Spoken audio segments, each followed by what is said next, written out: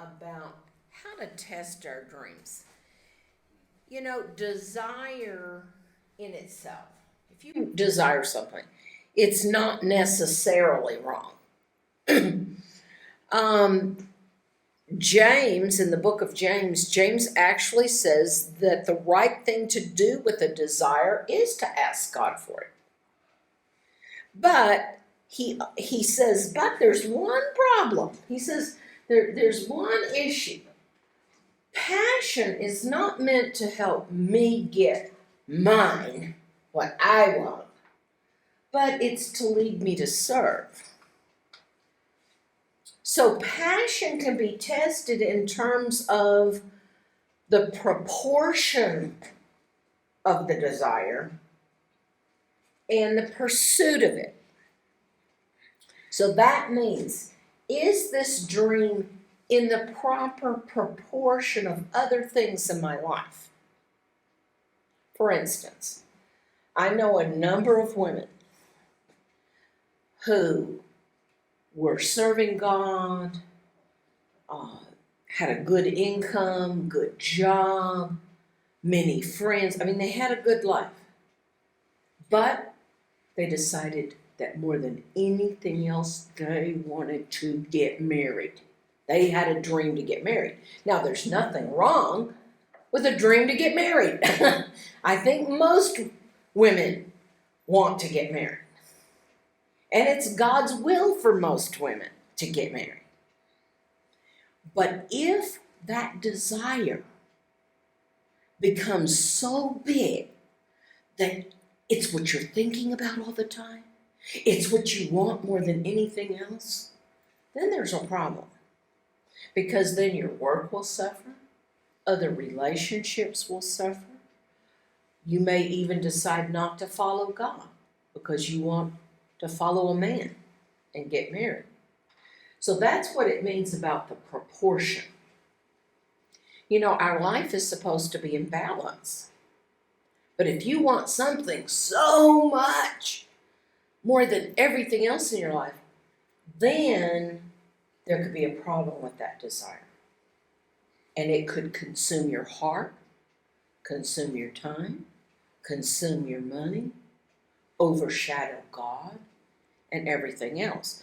And we're going to talk about values next week. If you want something so much, then you're probably going to sacrifice some values that you have. You're going to say, well, I wanted to serve God, but I want this other thing more. And so you start sacrificing values.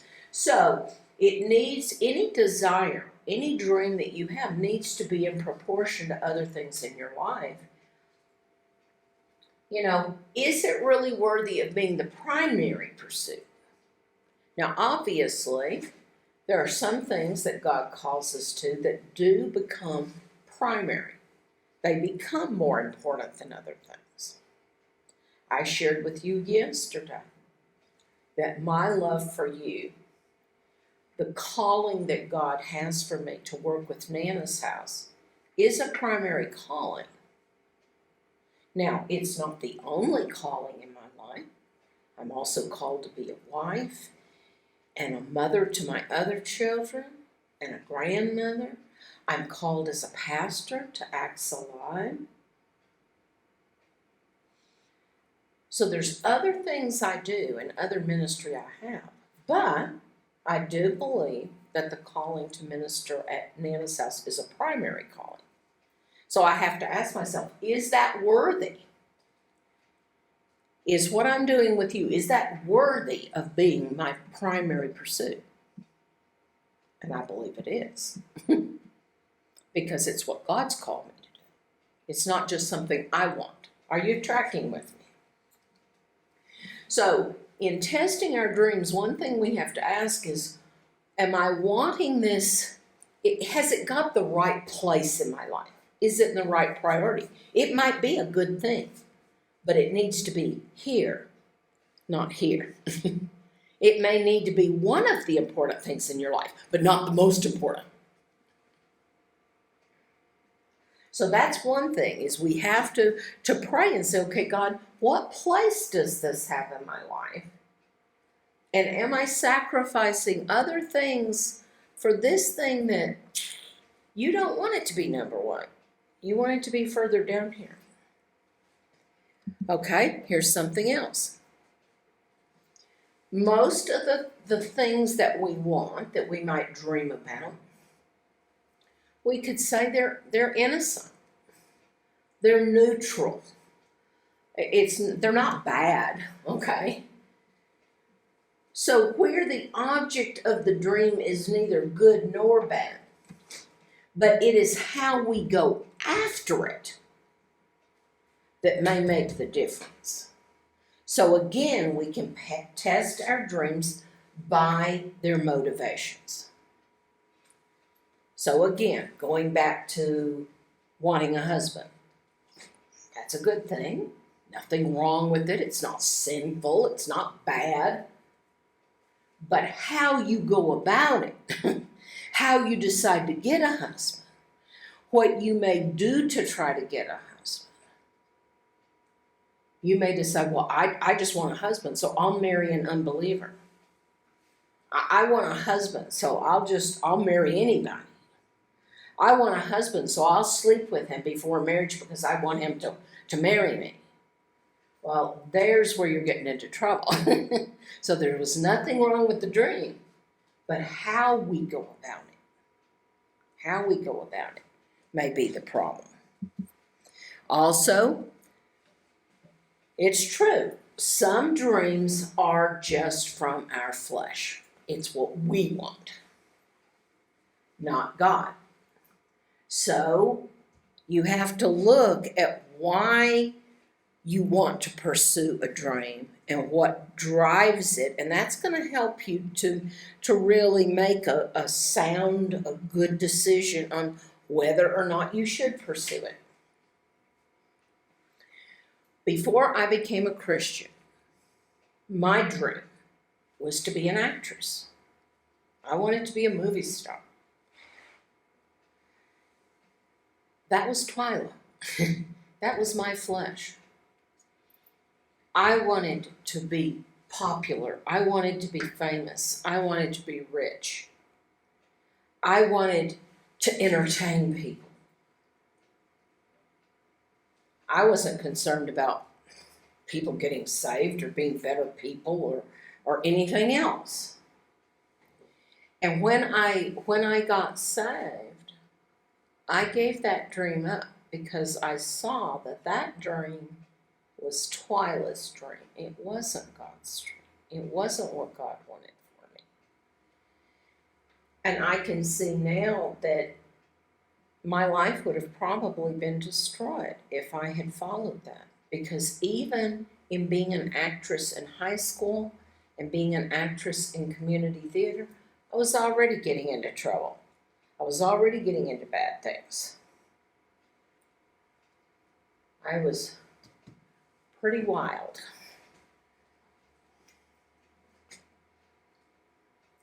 So there are some things that we may say, you know what? I wanted to be rich just so I could be rich, so I could buy whatever I wanted, and that's not God's will for me. Now, something like that, you surrender to the Lord, and hey, after you surrender it to the Lord, God may make you rich, but not so you can spend all the money on yourself, but so that you can also help others. So again, wealth is not bad, but what do you do with the wealth? And why do you want the wealth? So again, it's really testing the dream, but I hope you're seeing that in testing the dream, it's really testing the heart. Why do we want it? Who is it going to benefit? Is it going to bless just me, or is it going to bless other people? And this is what James is talking about in James 4:1-3. He says this, he says, what causes wars? And what causes fighting among you? Is it not your passions? Now we're talking about passion, right? Is it not your passions that are at war in your members. That means in your body. You desire and you do not have, so you kill. And you covet and cannot obtain, so you fight and wage war.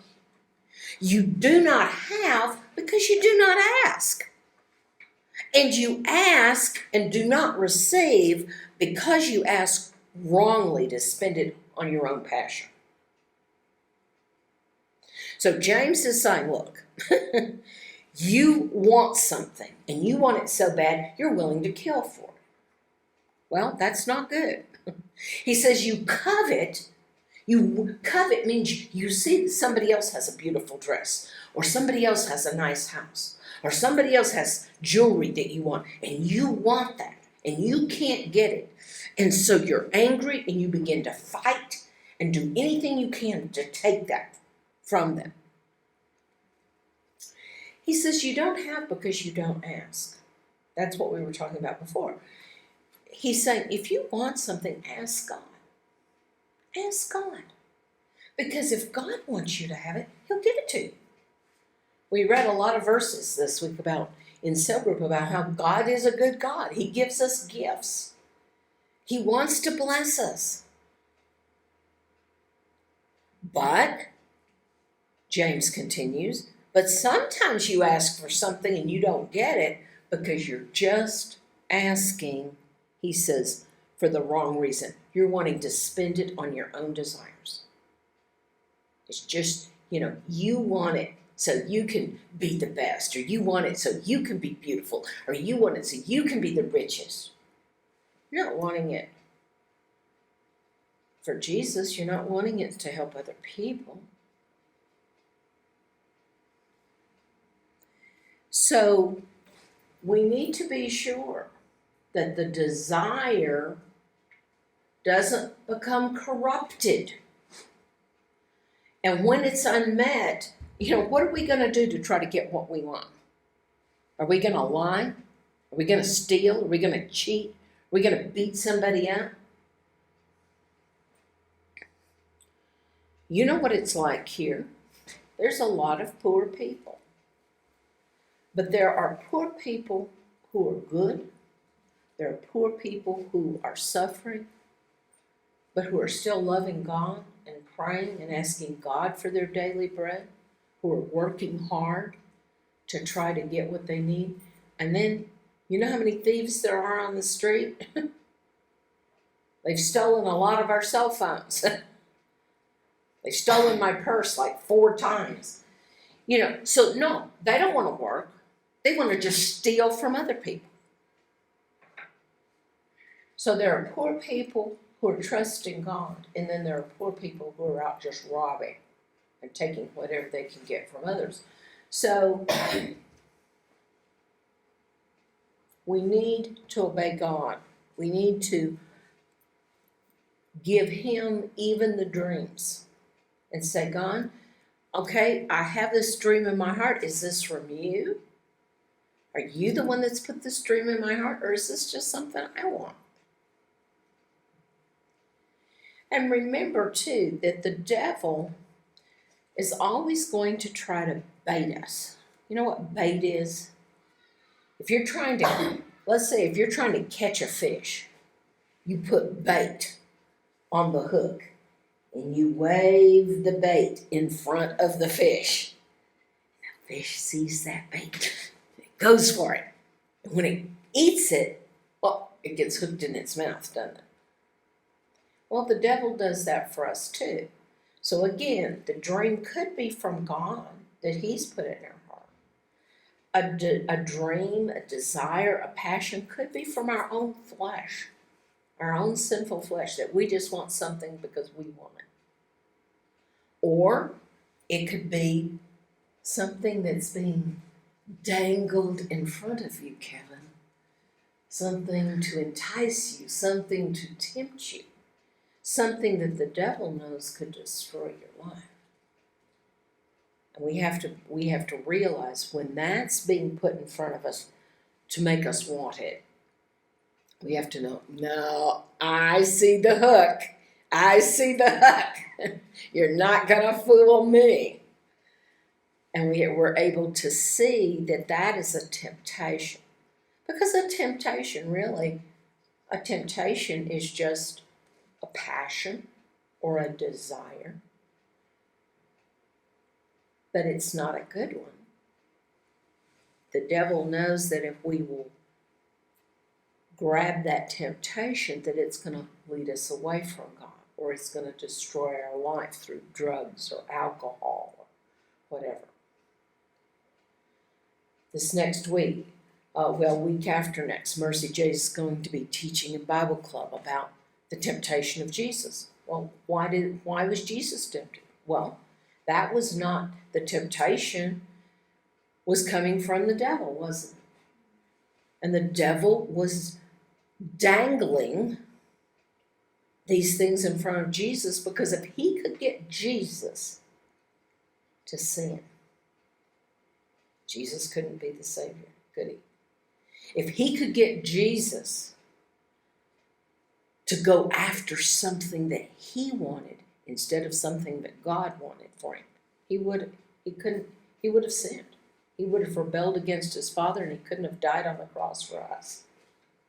So there was a lot at stake when the devil was tempting Jesus in the wilderness. But Jesus stayed strong in the Word of God and did not listen and obey the devil. Okay, so again, that's why we have to pray over our dreams. We have to pray over the things that we desire. And here's the thing too, guys. Even when a dream is from God, and this kind of goes with prophecy. We talked about spiritual gifts. We talked about how sometimes somebody gives a prophecy.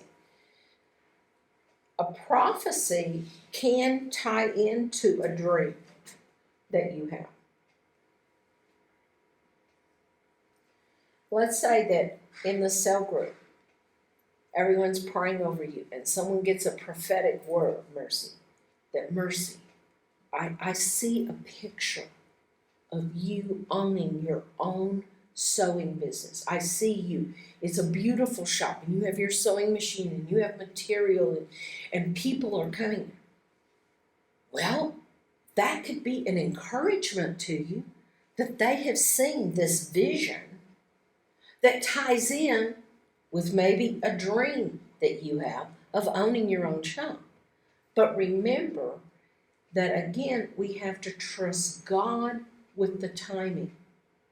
Because I have also seen people who, when they get a prophetic word like that, they say, well, I'm going out today and I'm going to open a shop.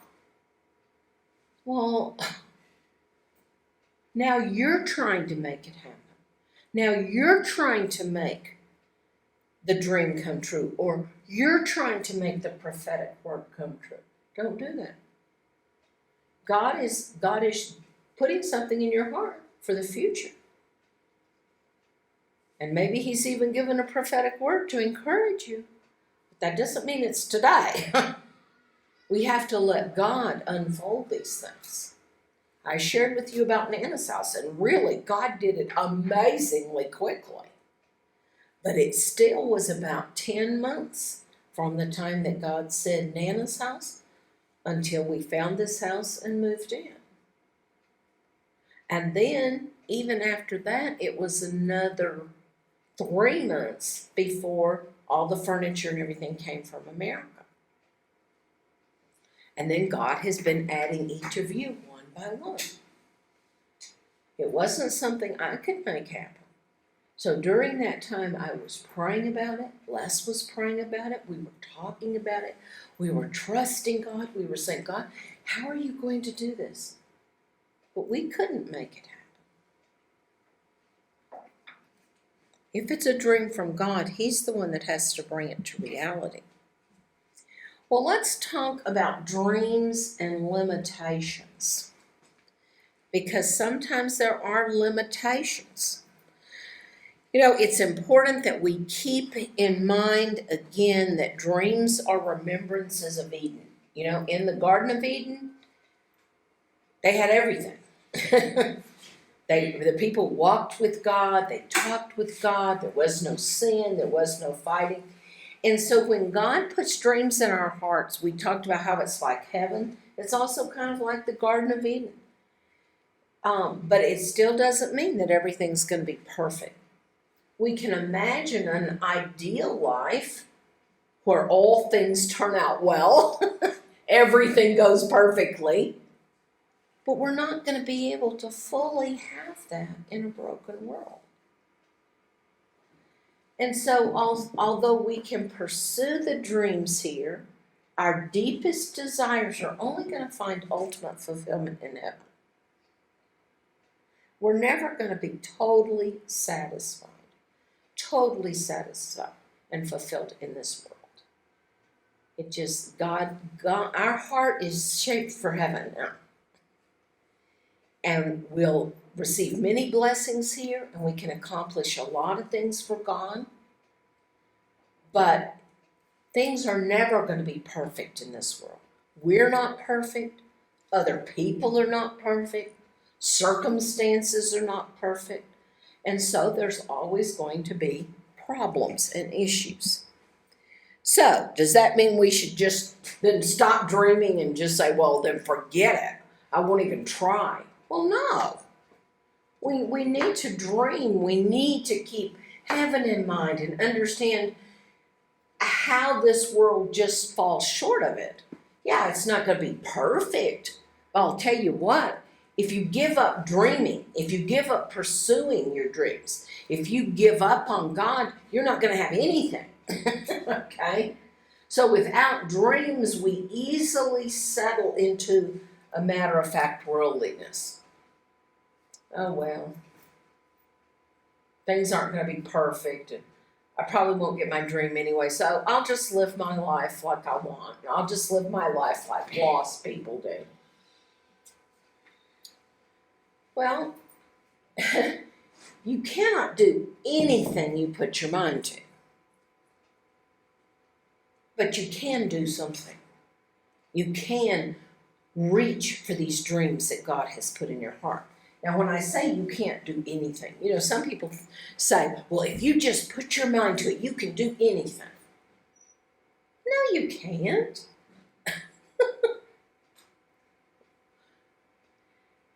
Kevin may want to be a white guy living in America, but you know what? You're not a white guy living in America. You can think about that all day long, Kevin, and you're not going to turn white. You're not going to be in America. Suppose I have a dream. I'm 68 years old, and I'm very short, and my arms are very short, and my hands are very small. And suppose I had a dream of being an Olympic swimmer.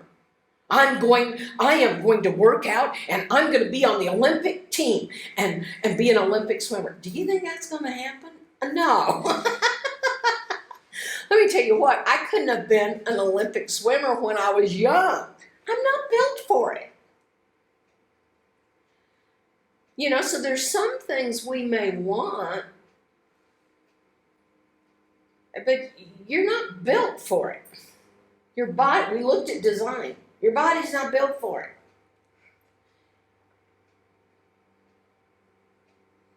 We usually want to be taller, thinner,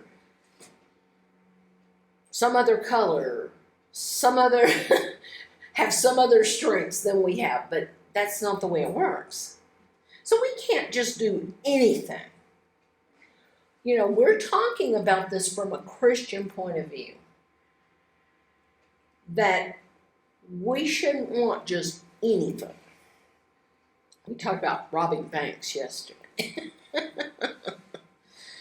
Don't make it your highest desire to rob a bank or to be a prostitute or I think you have higher goals than that. Okay.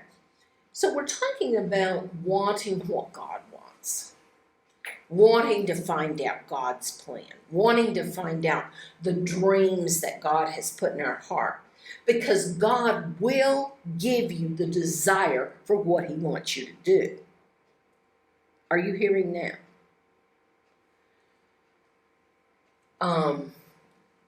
There's a joke in America. I don't know if you'll understand this or not. It may not sound very funny to you, but there used to be this joke in America that, if you gave your life to God, if you just gave your life to God and you would just say, okay, God, I'll do anything you want, then God would make you marry a fat woman and make you go as a missionary to Africa. Well, that isn't true. That's saying that if you give your life to God, He's going to make you do the very worst things that you wouldn't want to do. Like, what could be the worst thing God could? Well, make you marry a fat woman and move to Africa. No. God puts these desires in our hearts. Again, I shared with you yesterday. I admit, it wasn't in my heart to come to Kenya. It wasn't in my heart to work with orphans. But I'm not doing it now because I have to. Because God has made me. And so I'm just, every day I get up and I go, well, here I am, and I have to spend all day with those orphans. Is that what I do? No. God put it in my heart to be in Kenya. God put it in my heart to love you and to work with you.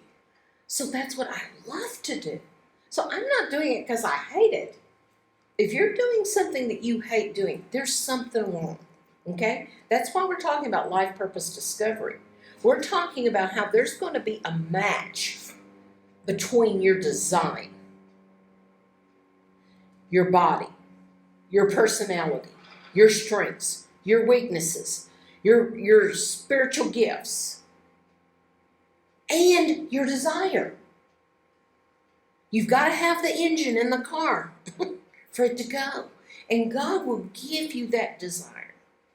So there's going to be a match between what you were created to do and what you want to do, what you have a passion to do.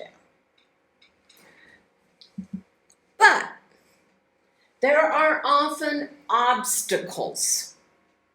We all have obstacles that block passion. So that when we do dream, we often immediately look at the obstacles. That's why I told you yesterday, don't look at the obstacles. Just ignore the obstacles for a few minutes and dream. Or you're going to get stuck. If you start to dream and you go, but I don't have the money, you stop dreaming. Oh, I really want to do that.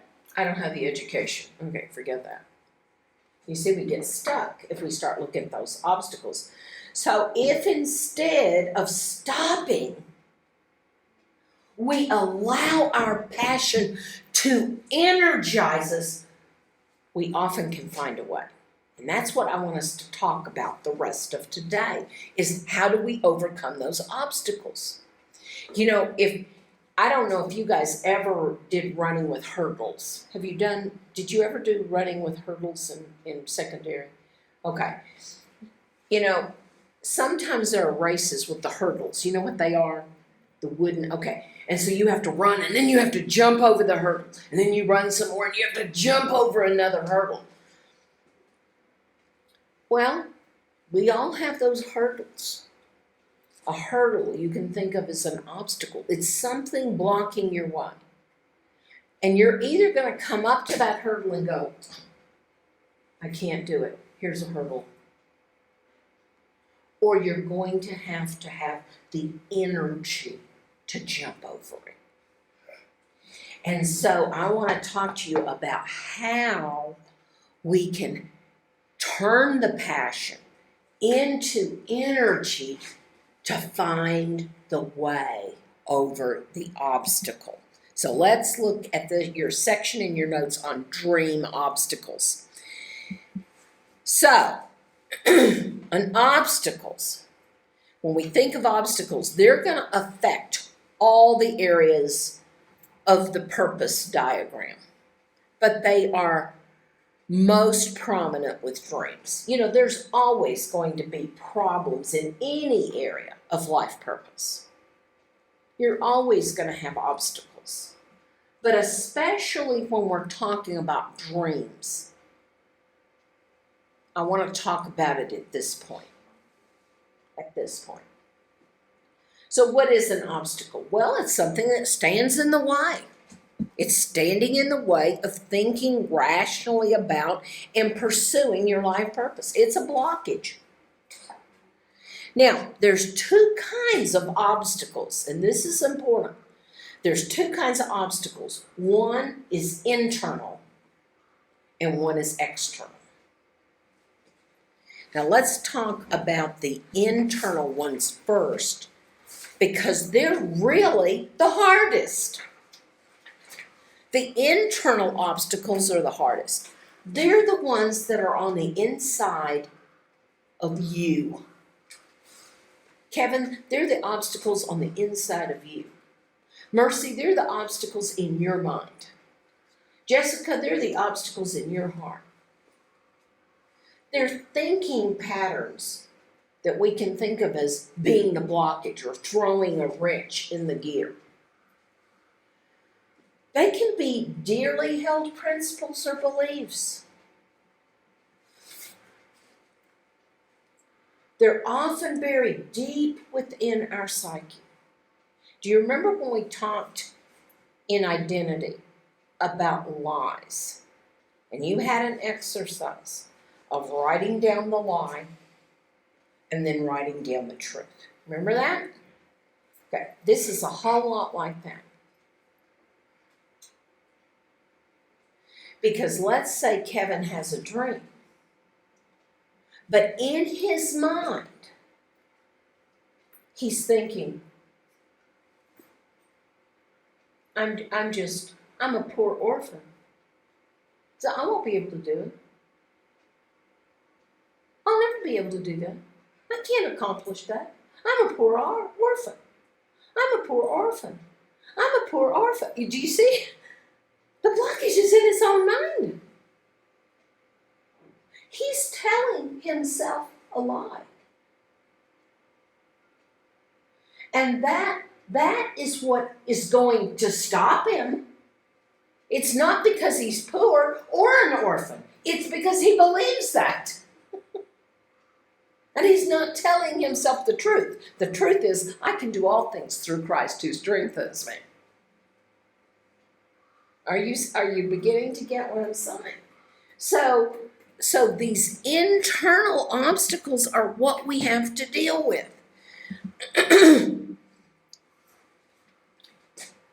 Sometimes it is we touched on this yesterday, the inability to dream or unusual limitations on dreaming. We said it's easier for some people, harder for some. But like if you can't dream at all, if you can't think of anything you want in life, there's something blocking that. There's lies you're already telling yourself. You may be saying, well, I just have to accept life the way it is. I had a teacher who said, don't expect that your life is ever going to amount to anything. So that's where I'm at. That's what you're listening to. You're stuck. You can't seem to move forward and you don't know why. There's a lie. There's thinking. Nobody else is stopping you. I'm not stopping you. Your friends aren't stopping you. God is not stopping you. You're stopping yourself because of what you're telling yourself. You're either going to be telling yourself the truth or you're going to be telling yourself a lie. If you have irrational fears or beliefs that don't fit known facts,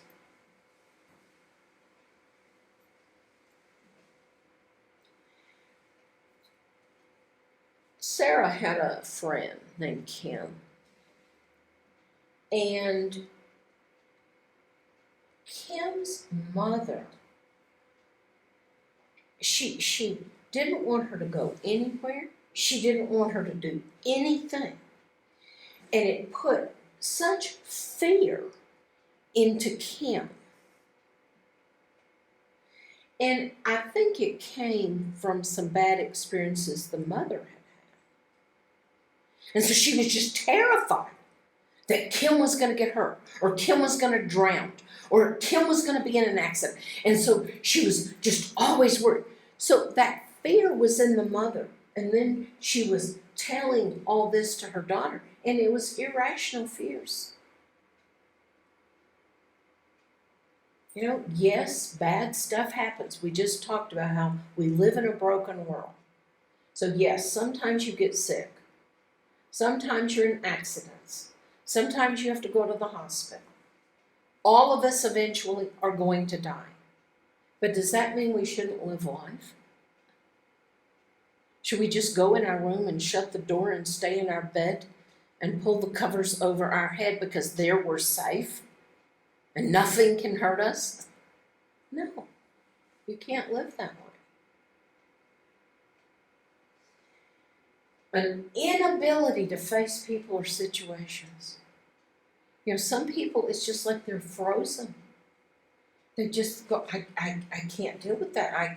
I can't go for a job interview. I can't do that. I can't talk to those people. I know they'll reject me. I know they won't hire me.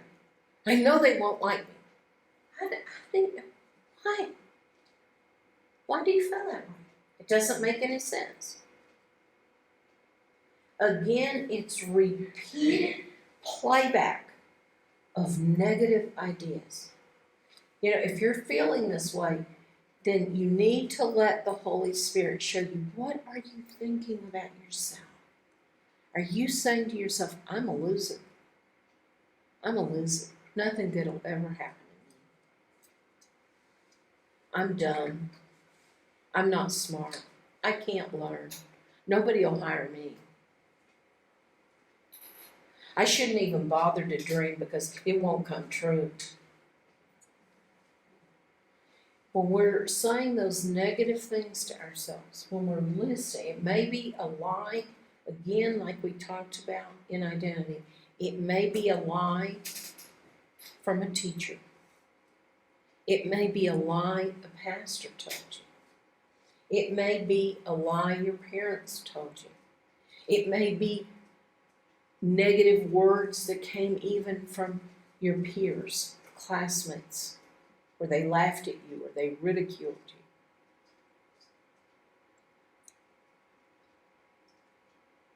We looked at especially people in authority who speak curses on us.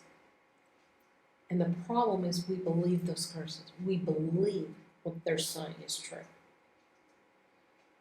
So are you going to believe what those negative lies were?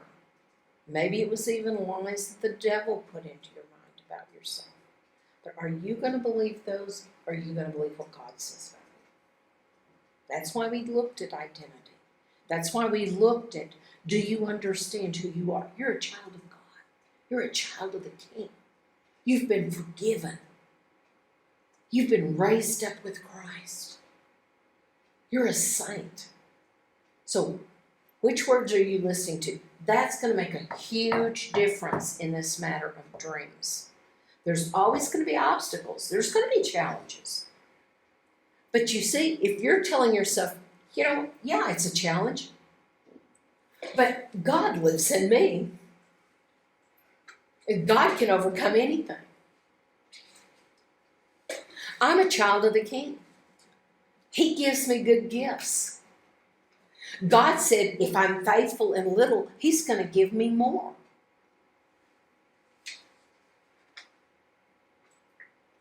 So what are we believing? What are we believing? So one of the most debilitating means it just cripples you. It just knocks you out. Debilitating obstacles we face as Christians sometimes is our expectations about obstacles. Now, what do I mean by that? Many Christians expect that when God is in something, well, it's going to work.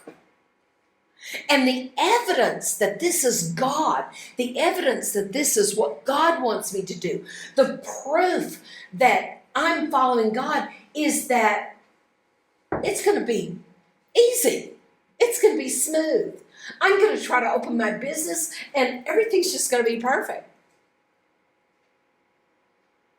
Which planet are you from? The Bible does not say this, people. So then, if you believe this, if you believe that if God's in something that's going to be easy, no problems, no warfare, the devil's not going to try to attack it, everybody's going to love it, you're going to have plenty of money.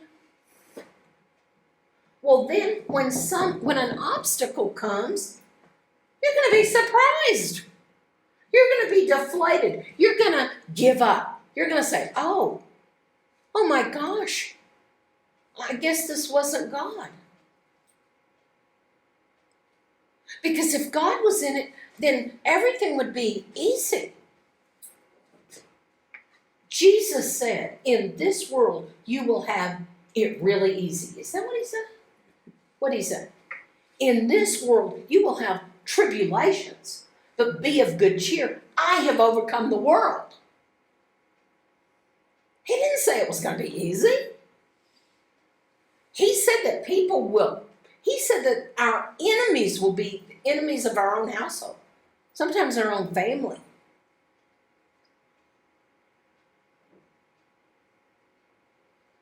And let me tell you what, if you're following what God wants you to do, the devil is going to attack you.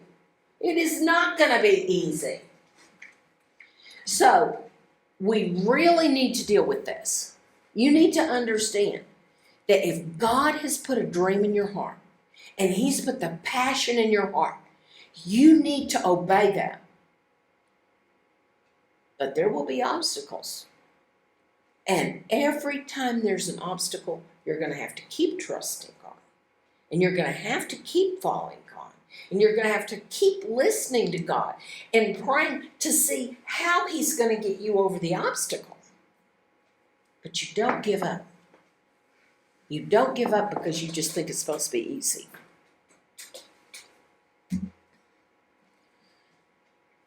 So again, many times we thought that the deal was that we had found the right way in serving God, and in return, he would ensure that everything would work right. So then when suffering comes, we think we've missed it. Guys, I've done this. I have been here. Where when the going got rough, I started questioning. And I started saying, well, maybe we weren't supposed to move here. Maybe we weren't supposed to be doing this because it's really hard. Duh. Yeah. Following God is hard. And there was a whole lot of spiritual warfare. The devil was attacking. You know, we're going to talk more about suffering later, but because God's plan includes suffering as well as success, these difficulties are what make you into who you're supposed to be. Let me tell you what, you're not going to be a strong woman of faith because everything is always easy. You only become a strong woman of faith because you face a lot of difficulties and you find that God overcomes every one of them. That's not easy. But that's how we grow. Those people who are running and jumping those hurdles, they've got really strong muscles in their legs. Why? Because they're jumping over the hurdles. Every hurdle they go over, their muscles are getting stronger. God's wanting to build us. He's wanting to strengthen us. He's wanting us to do even better because we're facing the difficulties.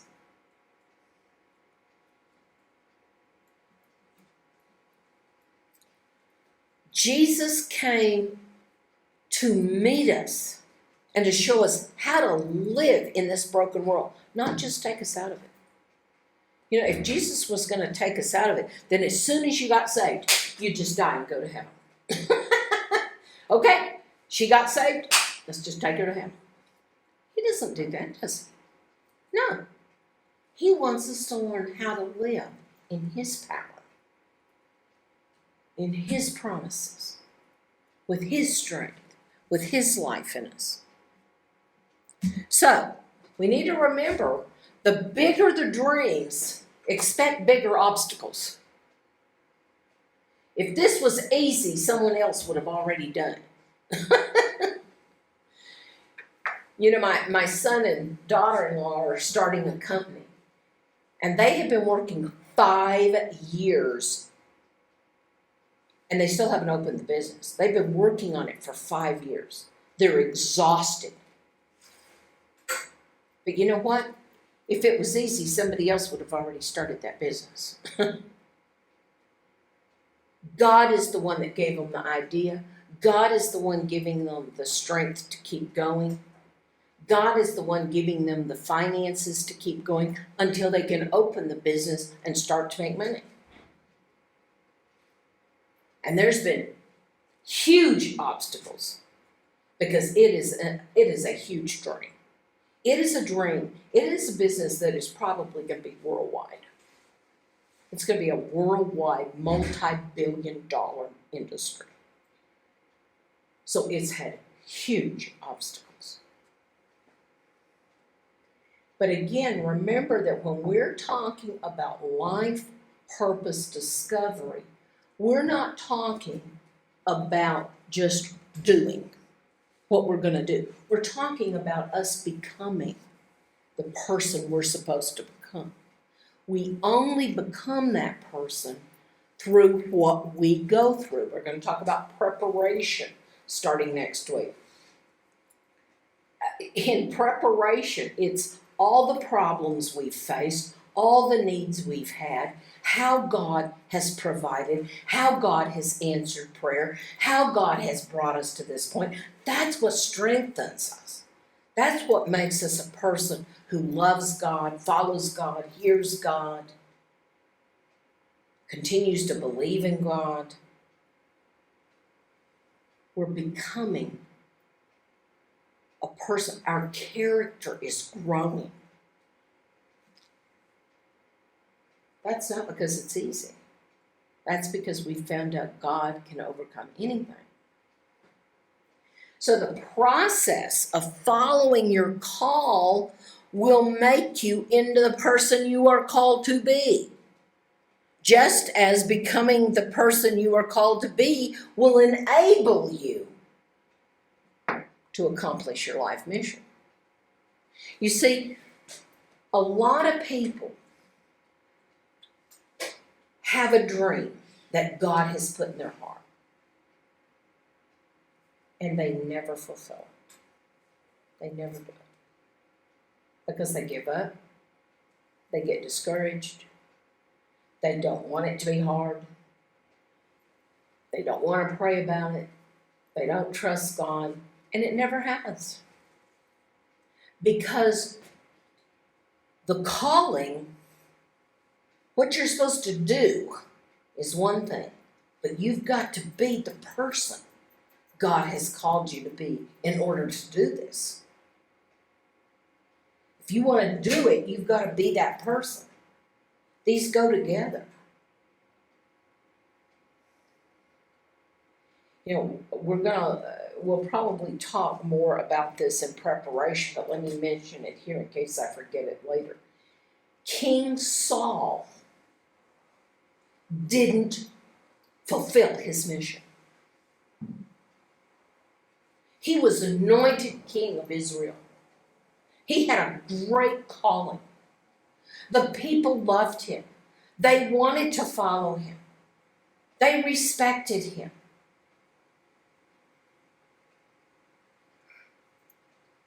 He didn't have the character. He didn't have the character. So he didn't live up to his potential. He didn't live out his purpose.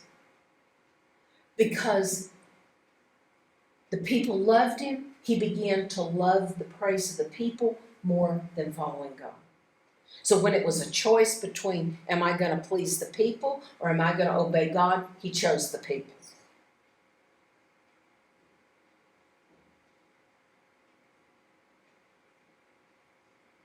And his life just started going downhill.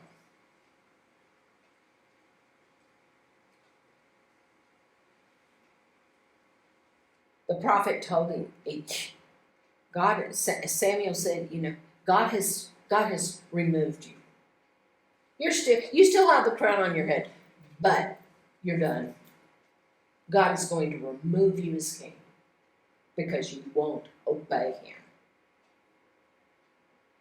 He became paranoid. He became fearful. He thought David was trying to kill him, and David wasn't trying to kill him. David had chance after chance after chance to kill him, and he wouldn't. But Saul was going to kill David because he thought David was trying to kill him. He was so insecure. He felt like the people loved David more than him. He did not have the character to be king. He did not have the character to finish his mission. So, the obstacles actually become our training ground. Again, if you're gonna be in a race jumping over those hurdles, well, guess what you get to practice doing? You get to practice jumping over hurdles. The coach is going to have you out there on the field running that and jumping over those hurdles. It's training you. Well, it's the same thing in our life. They don't prevent you from being who you're called to be. On the contrary, they are training you. They are teaching you. They're building your spiritual muscles to be who you're supposed to be. You can't even fulfill your destiny without gaining what these obstacles are going to give you. Do you know why I have so many great stories? You guys have mentioned how you like hearing my stories. And even last Sunday in church, I shared another story. I'm going to start sharing a story every week in church. You know why I have so many great stories? Because I've had so many obstacles. Every one of those stories is because there was a problem. There was a need. And then God did something. So I have a lot of stories because there's been a lot of obstacles. But God has overcome them all. Okay, let's go on to external obstacles. Now, when we talk about obstacles, most of you think about the external obstacles, but I'm telling you, they're a piece of cake compared to the internal obstacles. The biggest obstacles are the ones inside you, inside your mind, that we just talked about. These other obstacles, money, degrees, certification, they're not a problem. Okay? So external obstacles can be people. There may be a person who's saying, I'm not going to let you have that job. I'm not going to let you have a promotion. I'm not going to pay your school fees. I'm not going to help you. I don't, so sometimes we have people blocking us. Sometimes it's just circumstances and resources that block our progress, that keep you from your dreams. External obstacles don't usually hide. The internal ones we talked about, they're the ones that hide. It's the lies in our minds. It's the things we believe about ourselves that are kind of hidden in the dark and that you may have a hard time recognizing. Especially if you believed a lie about yourself for a long time. That's what's hiding. These obstacles are like right out there in front of your face, okay?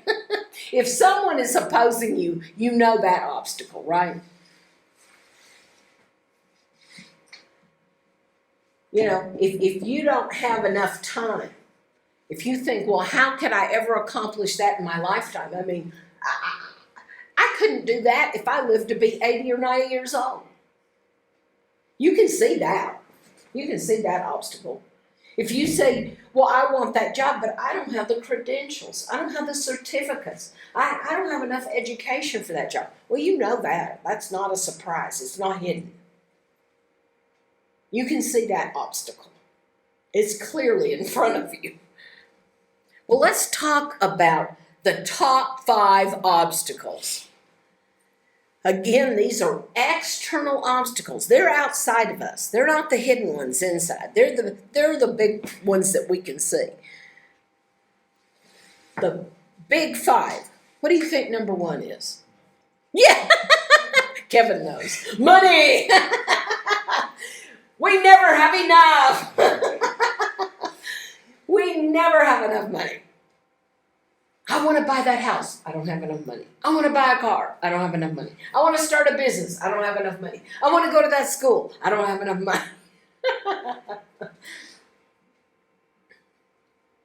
I told you, I believe we're going to have a bigger place for Nana's house.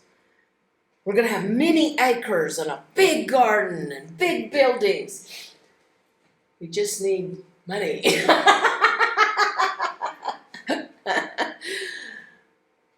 Time.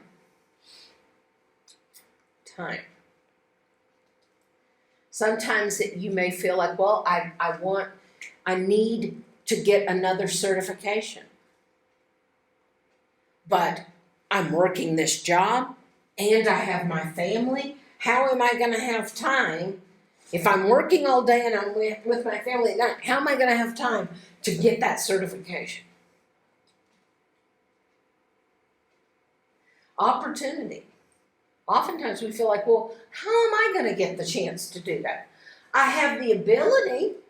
I think I can do it. But how am I going to get a chance? So it may be the opportunity for a job.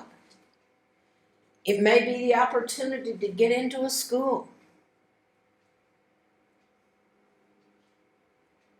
And you're going, if they would just give me a chance, if I could just get in there.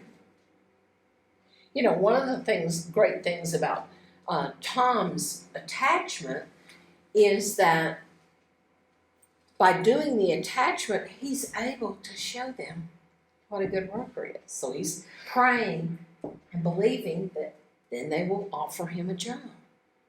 But most of the time, we're looking for that chance to show that we can do it. You may not have an ability. You may say, you know, I need more knowledge. I need more skill. I know a little bit. Mercy, you really have done amazingly well this year sewing. But you haven't even been to sewing school. You want to go and get more knowledge, more skills. So you know, many times you're saying, I need that extra certification.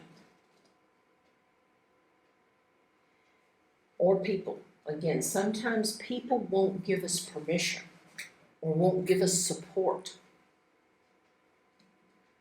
Many times it's parents who won't agree to let you go to study what you want to study or go to that school.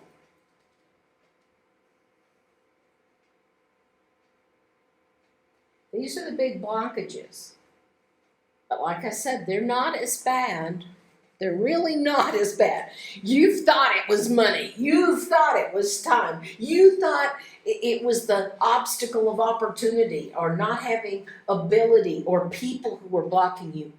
But guys, God can overcome these easily. He can overcome these easily. The harder obstacles are the hidden ones, and those are the internal obstacles inside you. If you're trusting God, if you're praying God, hey, He can show you that fish that has the money in the mouth. Okay?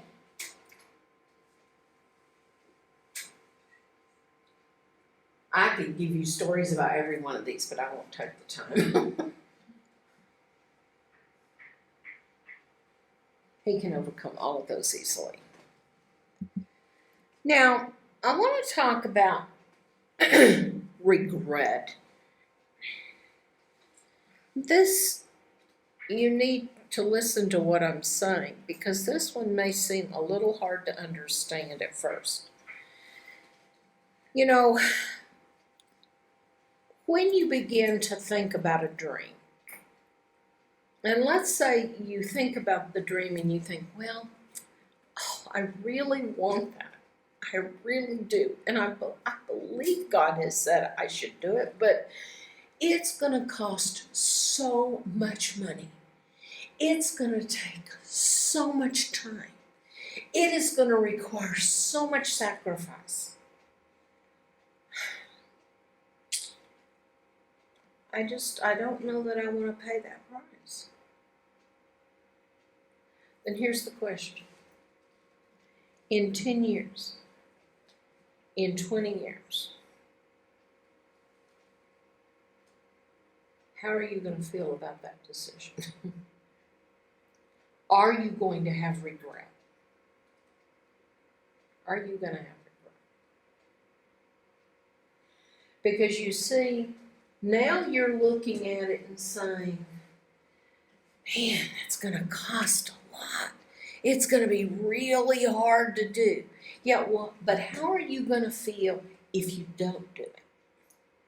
Now, you may decide that, you know what, even if I regret, I had an opportunity when I finished my master's degree. I had a number of my professors who encouraged me to go on and get my doctorate. If I had done that, you would have to refer to me as Dr. Twyla, like you call Dr. Les, okay?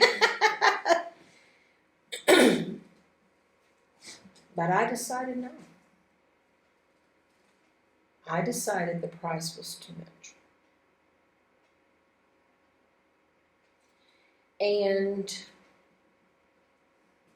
I still think I made the right decision. I really do. But I had to weigh, am I going to look back and go, why didn't I do that? I was so stupid. Was I going to feel that way, or was I going to be able to say, no, I don't think that was the right thing to do at that time?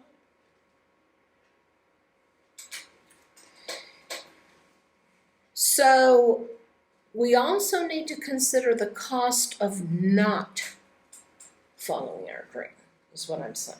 There's a cost. There's going to be a cost of following your dream.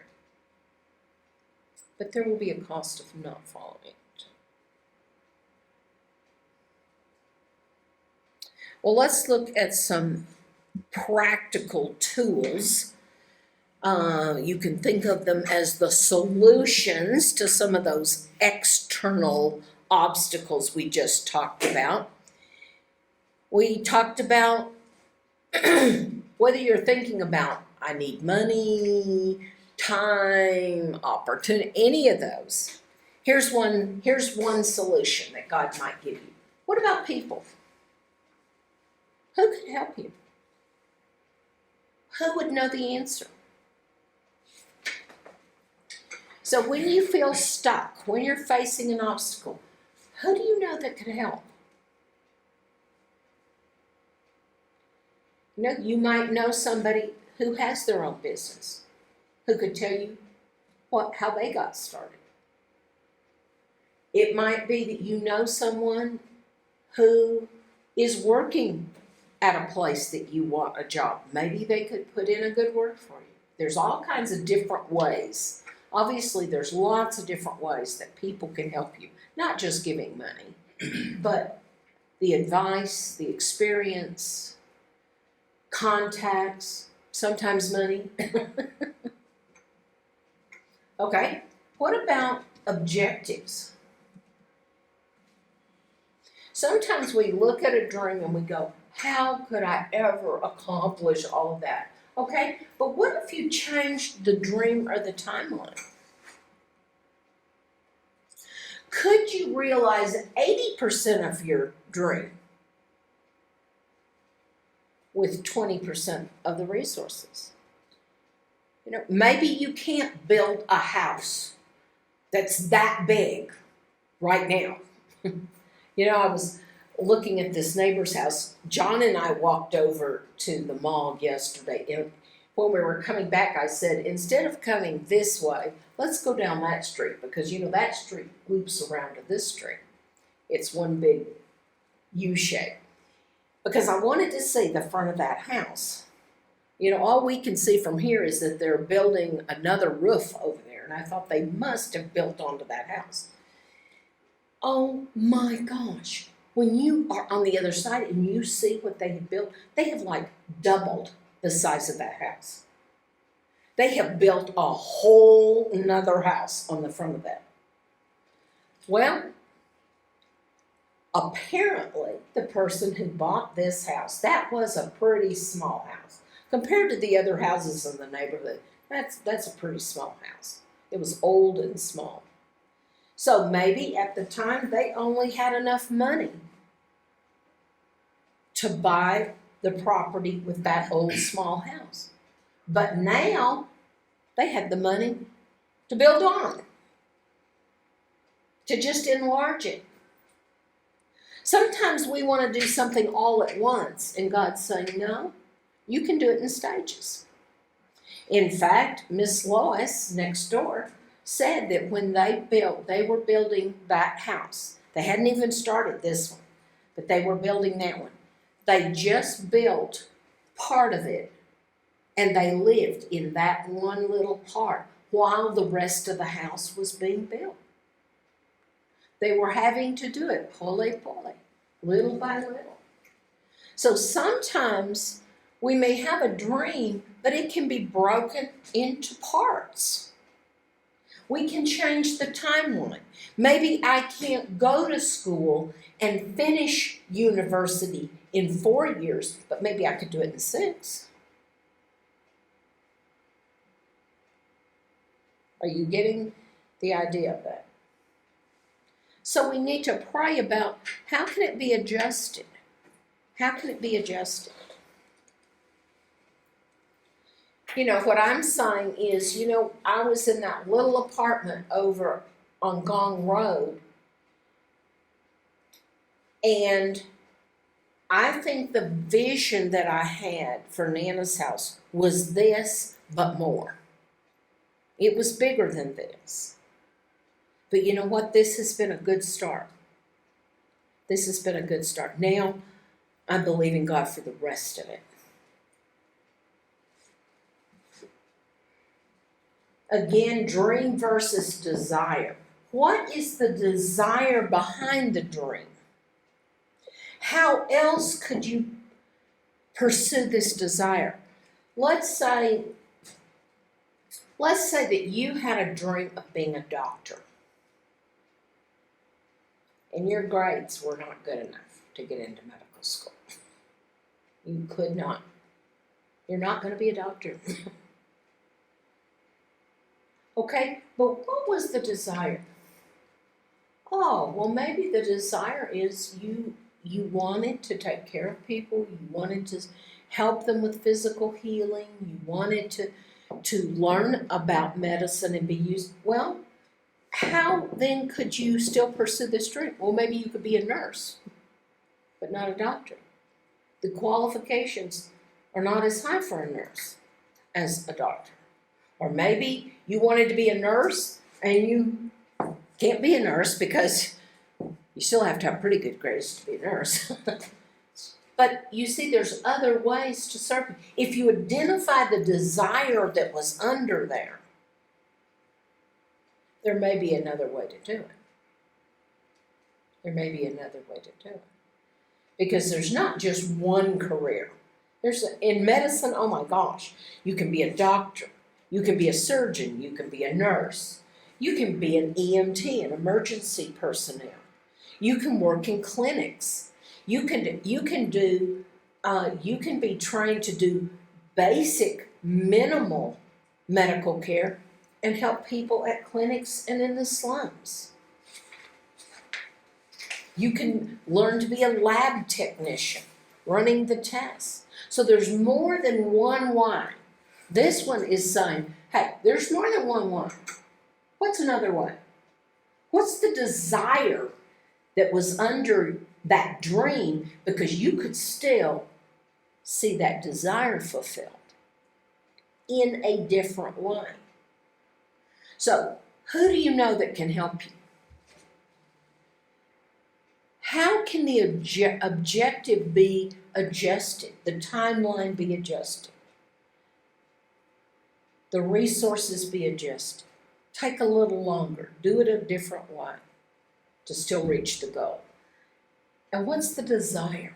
Because the desire could still be fulfilled even if it doesn't look exactly like you thought it was going to look like. What about learning?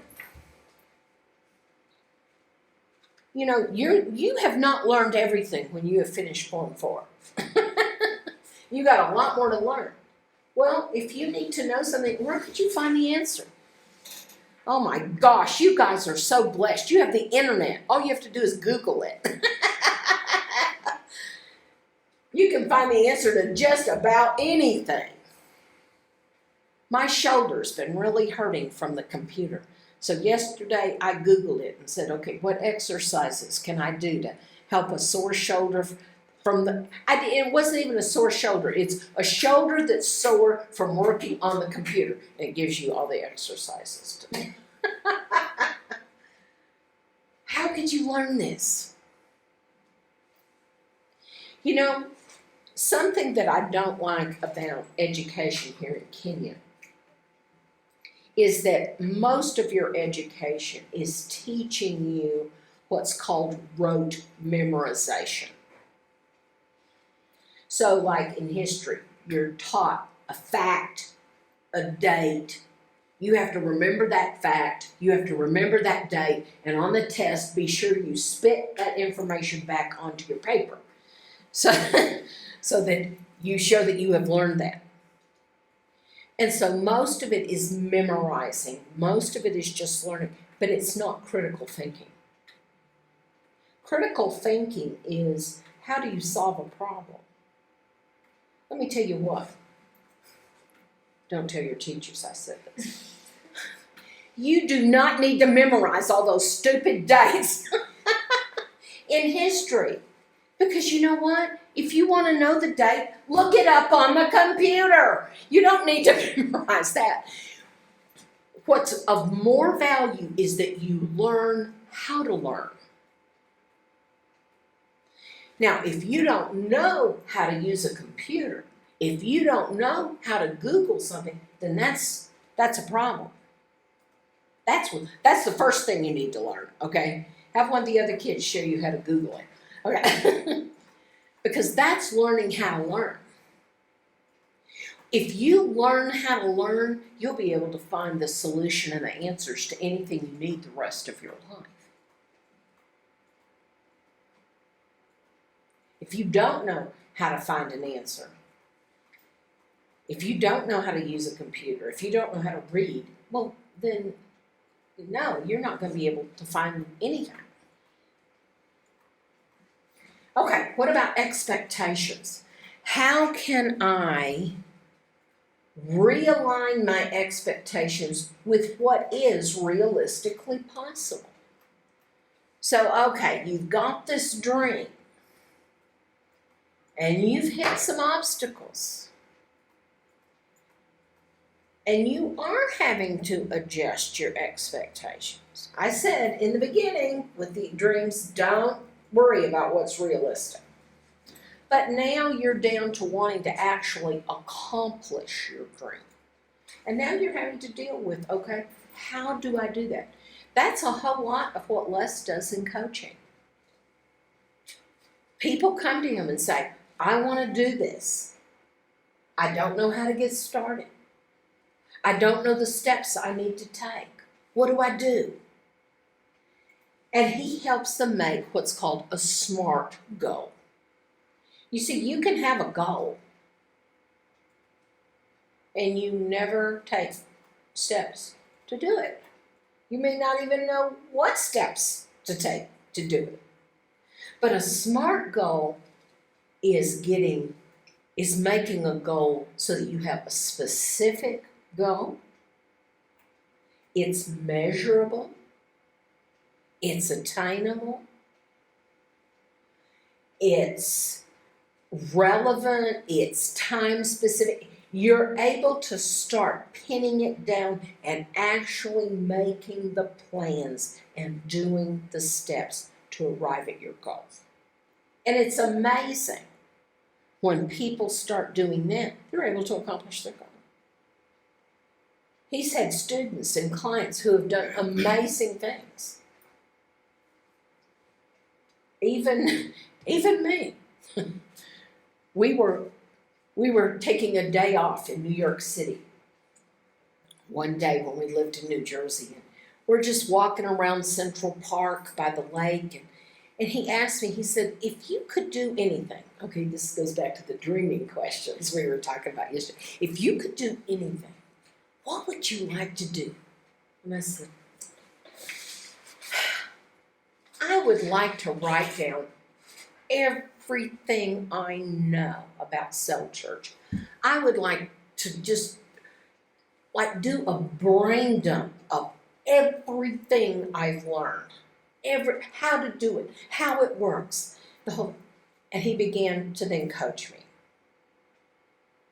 And the result of that conversation was that I wrote the book, the Cell Encyclopedia, that's almost 1,000 pages. And they're big pages. They're full-size pages, which means it's really, if it were printed, it would be bigger than that. Well, I had that in my heart, but I hadn't begun to do it. I hadn't taken steps to do it. But now I could begin to do it and actually accomplish it. And then sixth, what about self? You know, sometimes we're the problem. Again, sometimes we're the blockage. So what am I doing that's causing the problem? What could I change about me that would make a difference?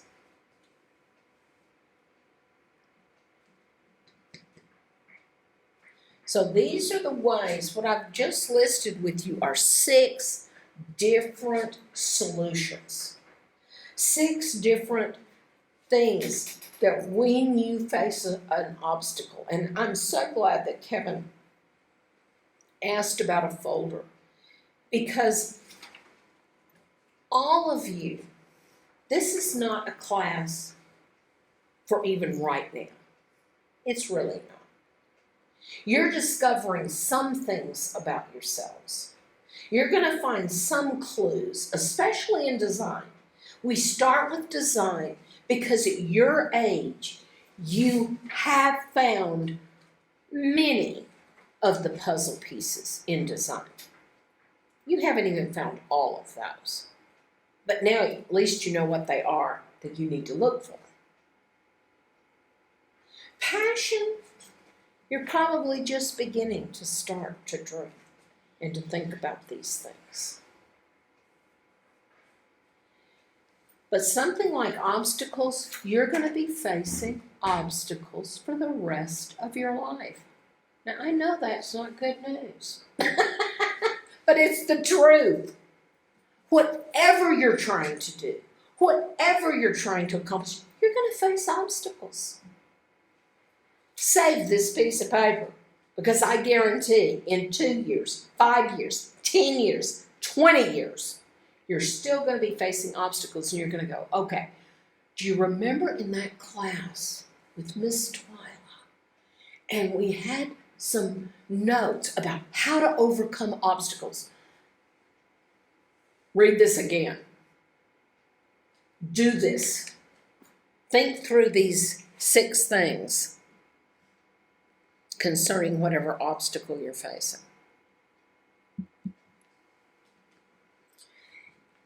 And remember this, we were talking about how you are feeling on the inside. And often that blockage is in your mind or your own emotions.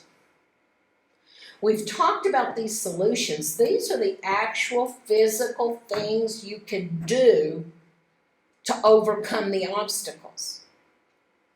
But there's also the spiritual dimension of you as a spiritual person.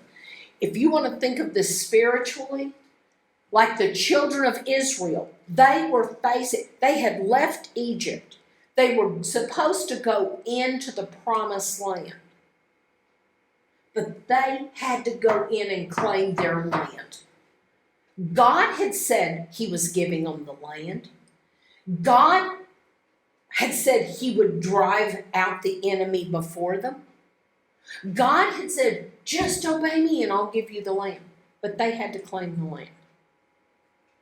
You've got to claim your land. What God has called you to do, the promises he has for you, the destiny he has for you, the life purpose he has for you, only you can claim it. I can't claim it for you. You've got to stand against dream busters. There's always going to be somebody saying, well, you can't do that. Who do you think you are? How could you do that? You're going to have to not listen to those voices of the dream busters. You're going to have to break the curses, the people who have said that, oh, you'll never amount to anything. You're never going to succeed. Look at you. You've got to agree with God, not the devil. You've got to believe God for victory over the dream obstacles. Let him open the doors. You know, they faced the Red Sea. He opened the Red Sea. They didn't have water. He told them to hit the rock and water came out. I mean, whatever they needed. They didn't have food. He sent manna down from heaven. God has the answer. God can work miracles. He's not bound by anything. So he can provide. But he's not going to provide if you're just sitting there going, I can't. That's unbelief, not faith. Okay, I've got another handout for you today. This one is on identifying obstacles. And you have a place to list the external ones and the internal ones. So just doing what we talked about.